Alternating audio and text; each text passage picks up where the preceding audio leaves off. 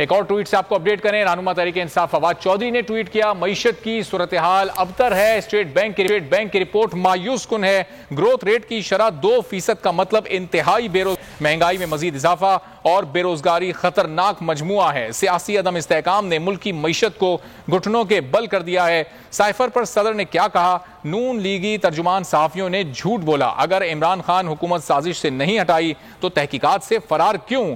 PTI रहनुमा फवाद चौधरी ने यह ट्वीट किया।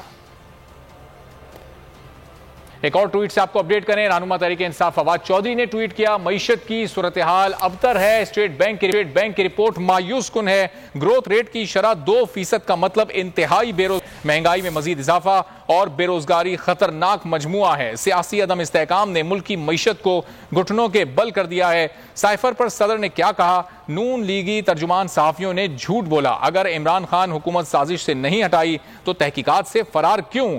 पीटीआई रहनुमा फवाद चौधरी ने यह ट्वीट किया। मंजिल, रास्ता,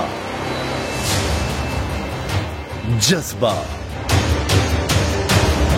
भयानक सच्चाई से हटाए पर्दे और तोड़ डाली झूठ की बेड़ियां। सलाखों से डरना कैसा जब चट्टानों ने पाला हो।